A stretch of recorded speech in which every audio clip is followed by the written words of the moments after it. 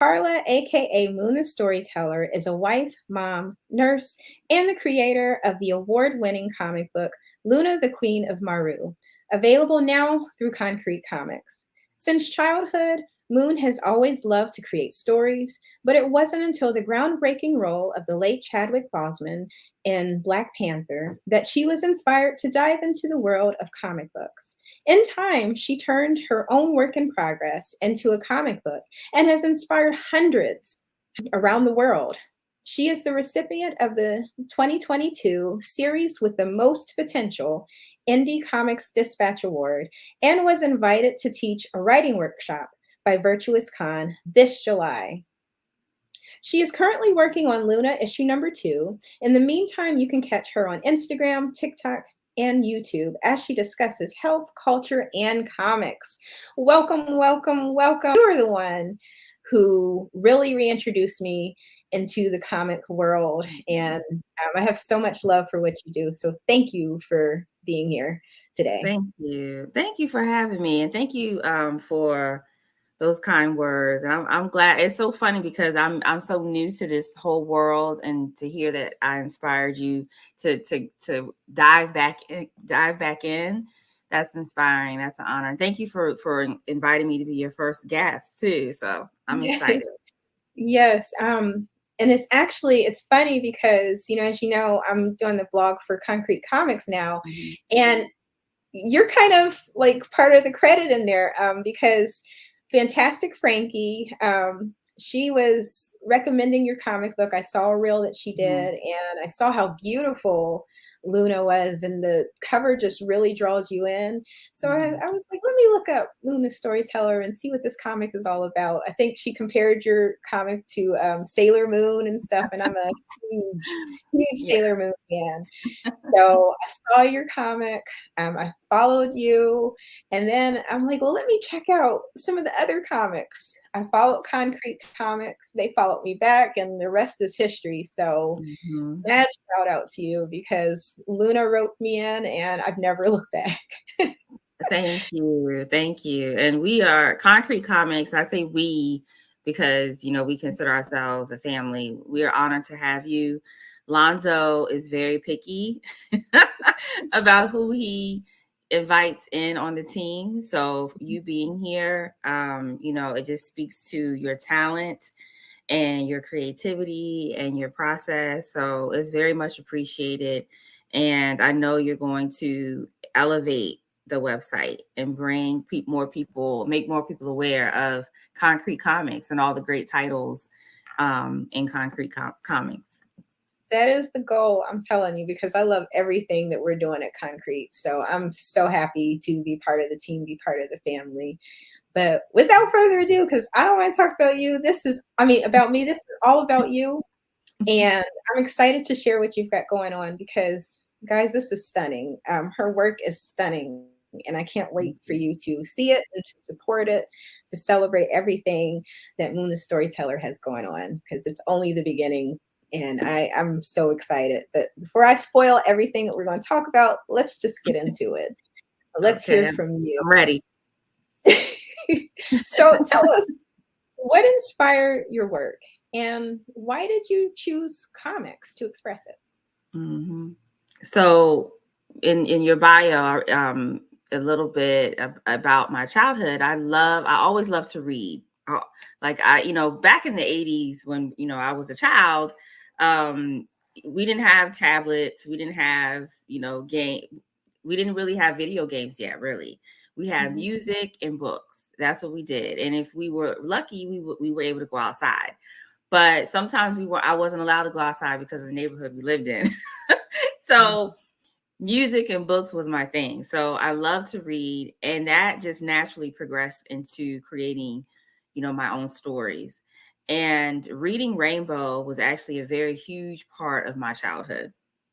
And I had the privilege of actually doing attending a photo op with LeVar Burton, a few weeks back. I was so nervous. I didn't get a chance to say what I really wanted to say to him, but I did give him a copy of Luna too, as well. But awesome. That's from my early childhood. And then fast forward, I got married, had a son. So life got busy.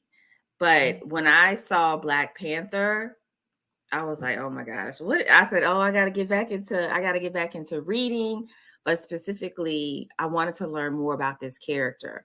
So that's when I picked up, one of my first comic books, and I was working on that, and that's actually what motivated me to start writing again. So I was going to actually write a novel, but when I started reading the comic books, I was like, wow, this is a really rich way to tell stories.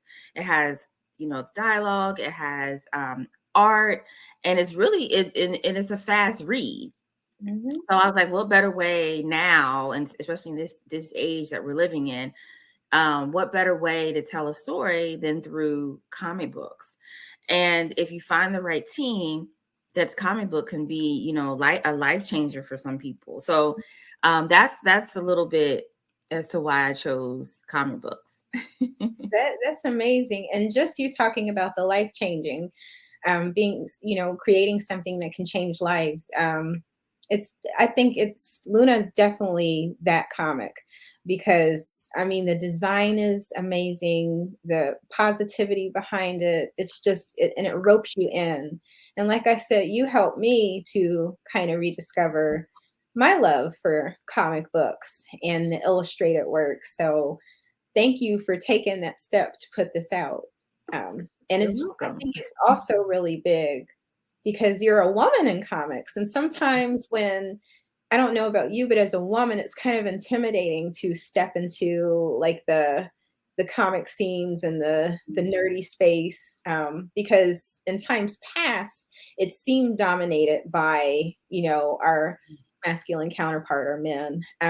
But so you're an inspiration in Thank you. your work, but also, the things that you put out on the other side of helping, other comic newbies to kind of get that courage to step in and to enjoy, with their own authentic experience. So yes, your work, I think you're definitely changing lives. And guys, we're going to talk about this because if you're new to comics, you're new to kind of like the blurred space, the geek space, you definitely want to follow Moon here, because she will, give you that comfort you need to know it's okay. You don't have to know all the issues in comics. You don't have to know all the names. Just dive in. But I can say what I see in your brand, but how would you describe your brand and your creative style and the impact that you want to make? Oh, wow. In 3 to 5 words, inspiring, colorful, and life-changing. Like that's how I would describe when I write. That is what I want that to be your experience. I want you to be inspired. I want you to experience this richness and color. And I want to change you in some way, or even just challenge you in some way. So that is how I would describe my brand now with Luna, the Queen of Mahru, but also, other projects that I'm hoping God will allow me to do. Oh man, maybe can you share some of those? Give us a snippet or Yeah, sure. I always create stories in my head. So I have like a probably a handful of stories that I would love to be able to tell. But the one I can tell you about it with, because it's a spoiler, but it's not surprising. Luna, the main character in my comic book, she has children.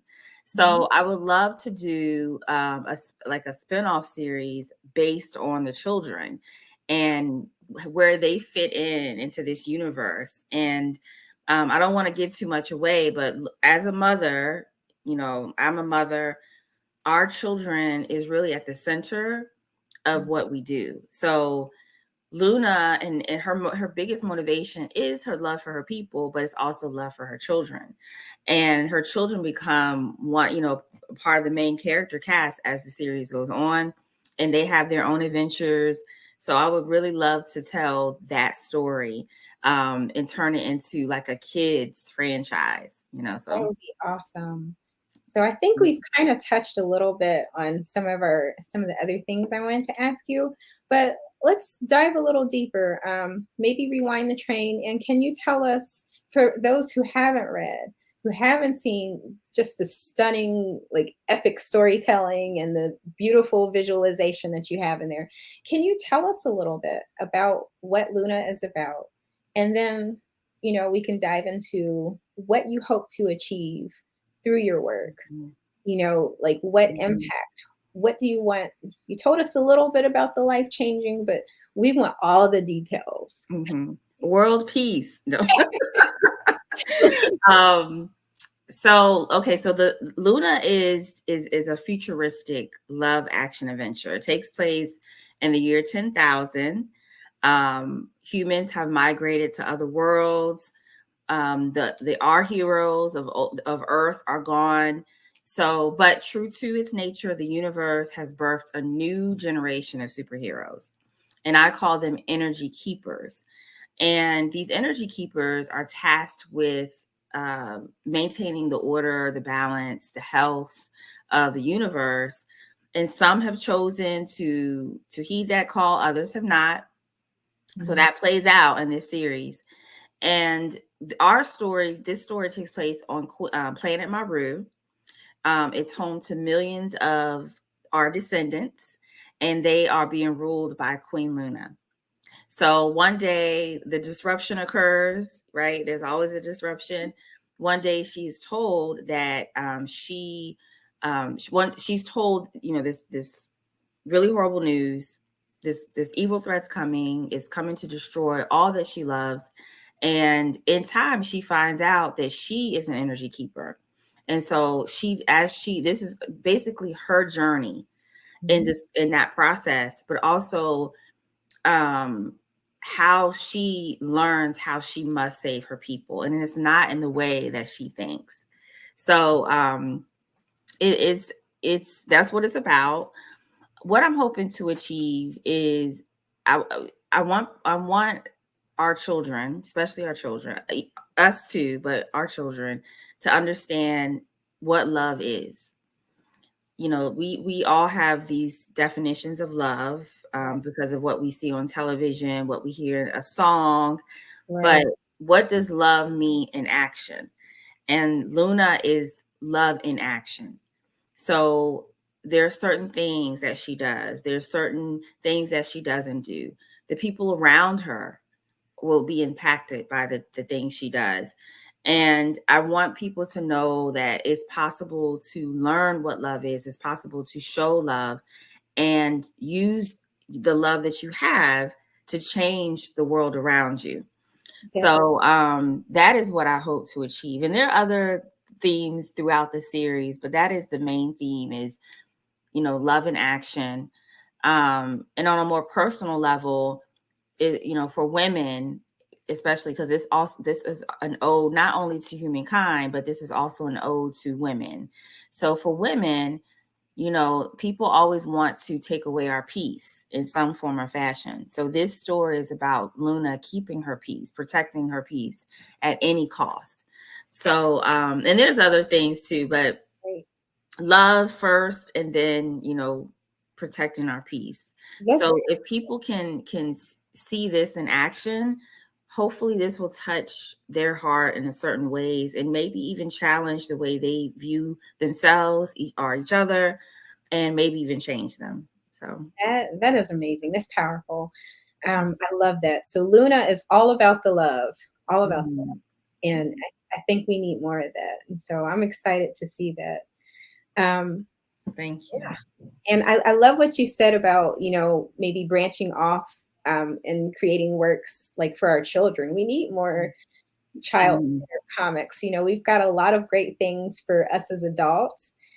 So it's nice to hear about comics, more like for our kids and things. So I'm really looking forward to seeing, what you have coming, like now and in the future. Thank you.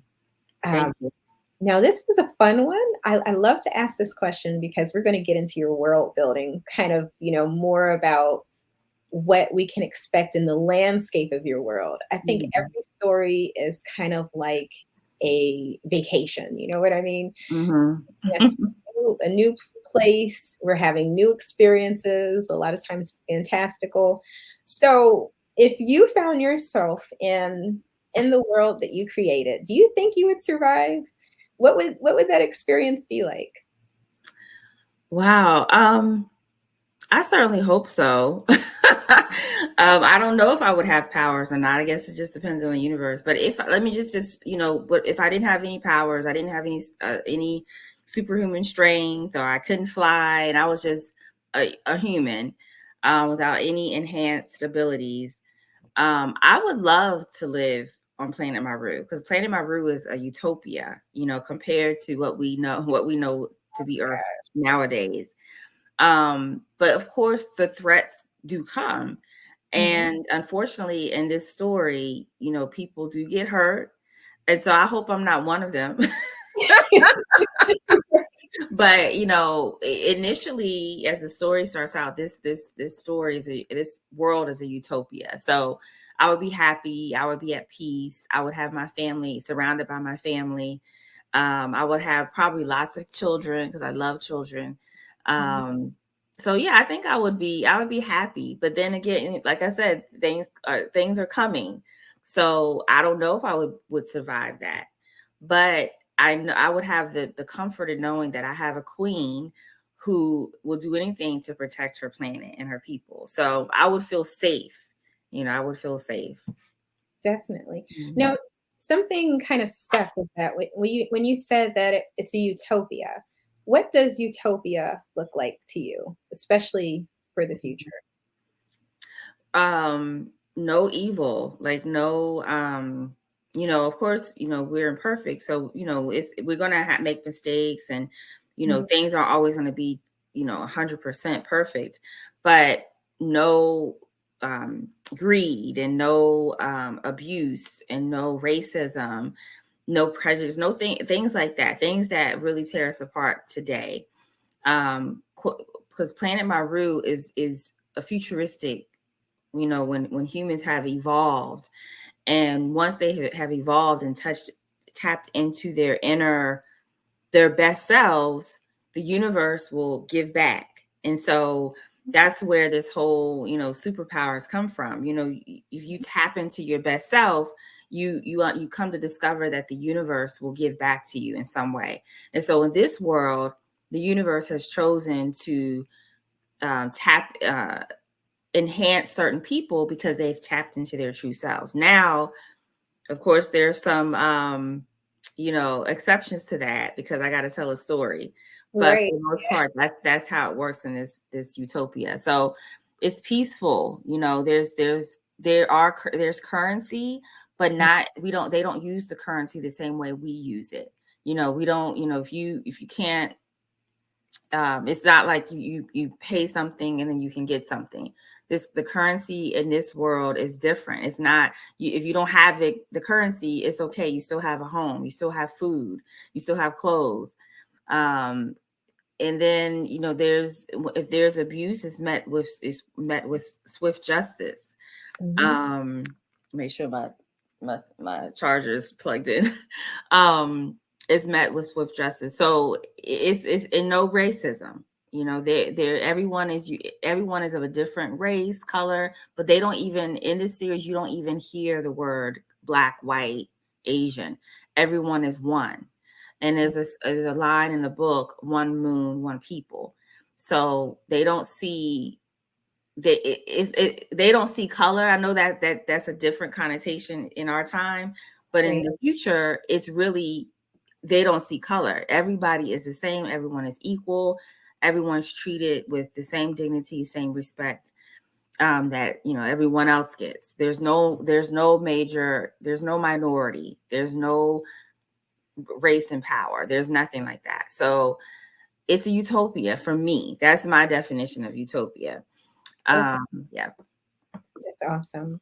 So, I know we talked a lot about kind of what your world looks like and the impact that you hope to make with Luna. Mhm. But what is your favorite and least favorite part about the creative process? One of the things So my least favorite part about the creative process is finding people to work with, and then of course funding it.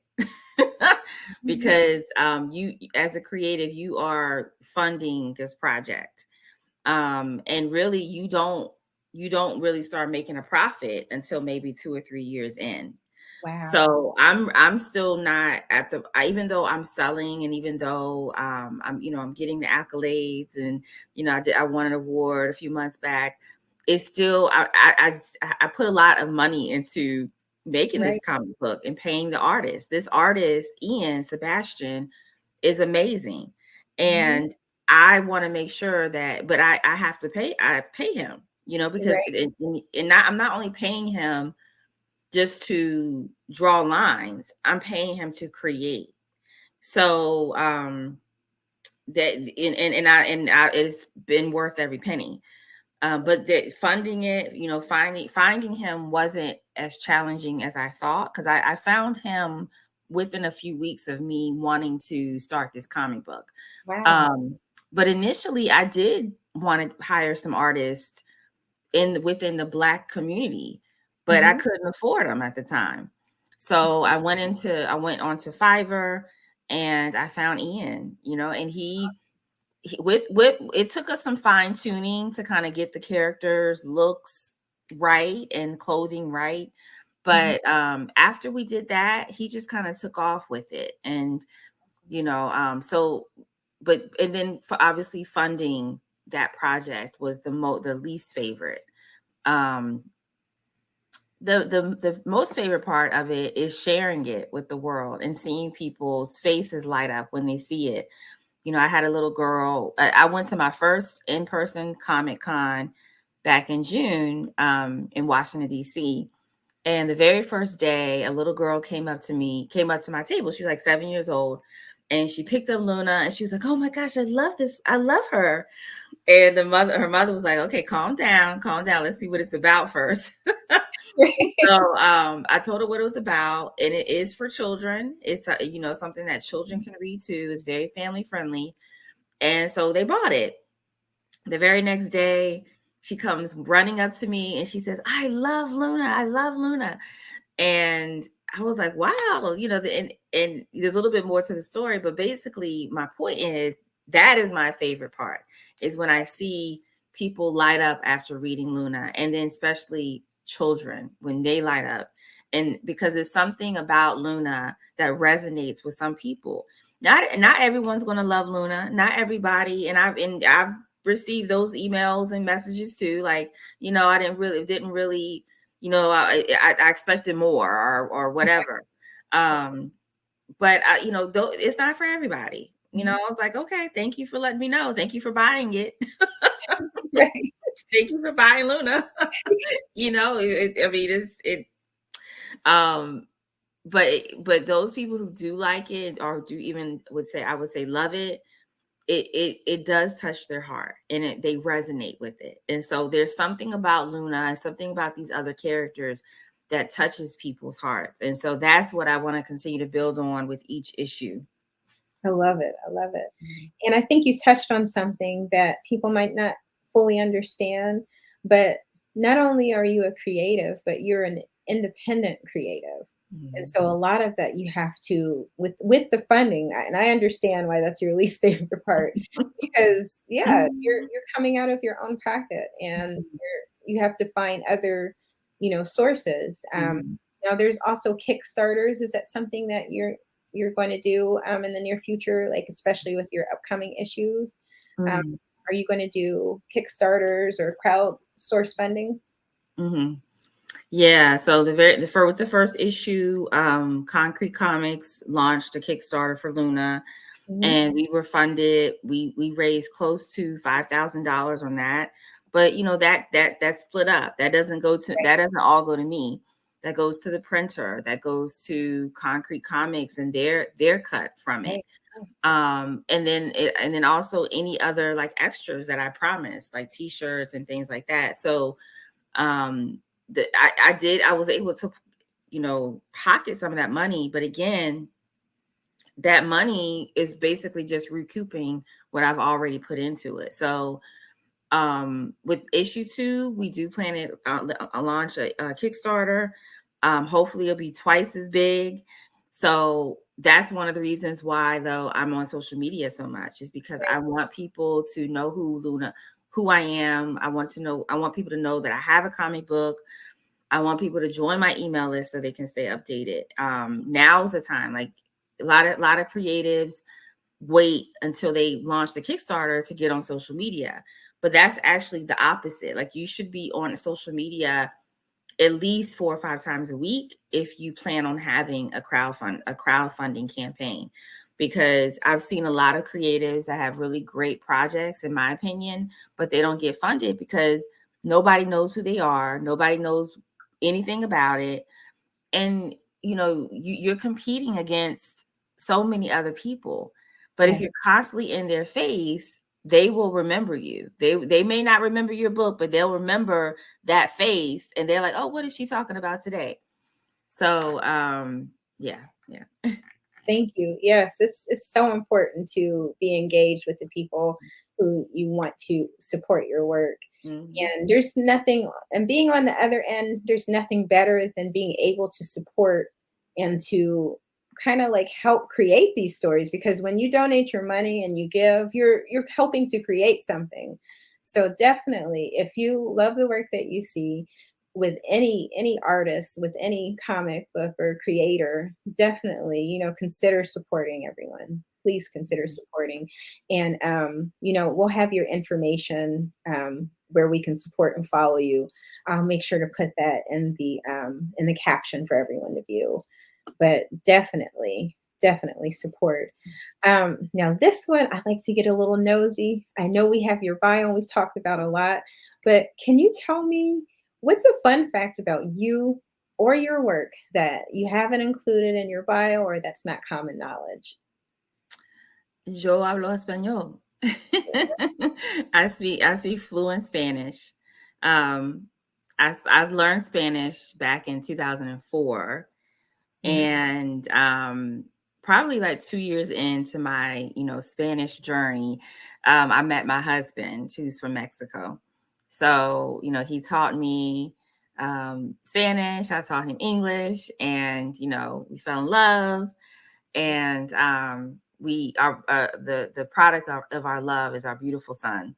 So that's something that most people don't know, because I haven't spoken. I think I spoke Spanish one time on a video, but I really don't speak Spanish because I'm not Latina. I'm not. So for me to speak it all the time, I feel it's a little bit. It kind of crosses the line over to appropriation. But I do, if it's something like a reason for me to speak it, I definitely will speak it. Now, with that in mind, and because your son and your husband, they have Latin roots, they have Hispanic roots. Is that something that you would consider in the future, maybe doing like a Luna translation in Spanish?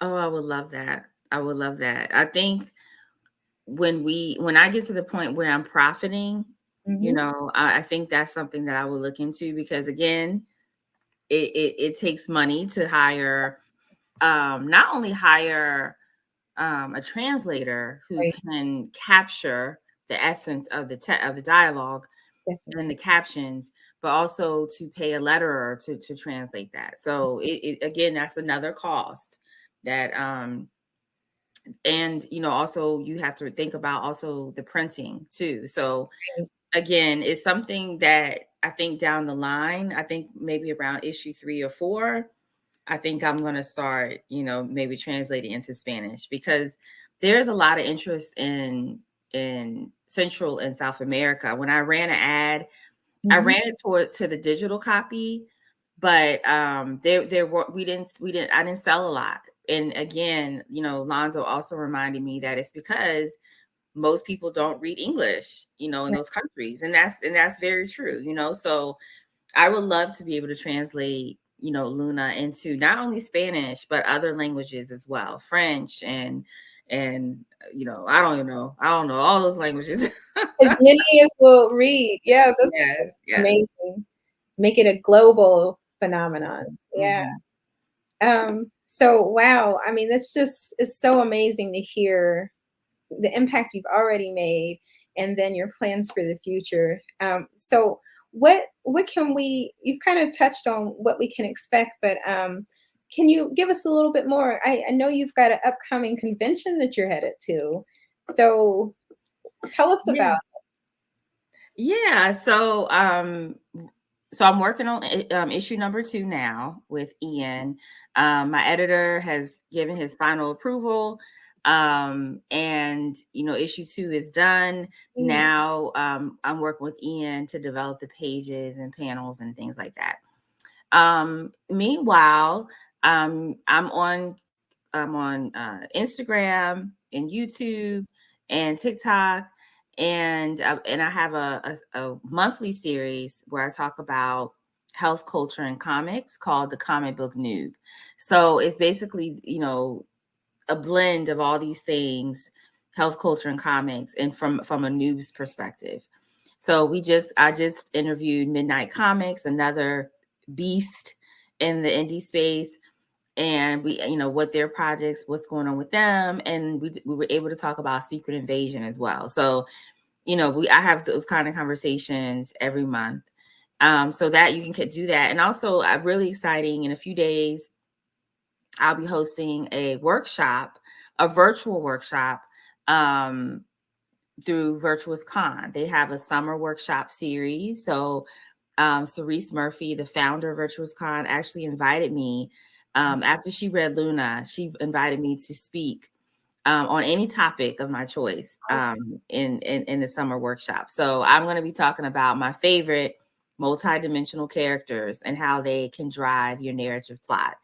So I'm looking forward to it. And if anyone wants to attend that workshop, they can go to the Virtuous Con and get their ticket. And even if they miss the workshop, it's going to be available afterwards, just for a certain cost. So It's awesome. And so, yeah, guys, definitely, if you're into comics, you want to learn more about the process. I attended one of your workshops and it was amazing. And I catch your lives and the different things that you do. I follow you on YouTube, and it's just a wealth of information. We could talk all day about how, like, the process and how to get started and Mhm. all these intricacies. So we may have to have you back for like a part two on this, among other things. Yes, definitely. Definitely give her a follow on YouTube and on social media like Instagram. Wonderful, high quality videos and information and Thank amazing guests. Again, shout out to Midnight Comics. I did see your live with them, so that was loads of fun. Um, but They're a lot yeah, of fun. so now, with all this being said, what would you say right now is the best way to support you? So, like, after everyone gets finished watching this, what do you want everyone to go do so we can just be right behind you and support? I would really love for people to join my email community, Mhm. because that is where I share a little bit more about myself and my projects, my opinions, and everything, anything and everything.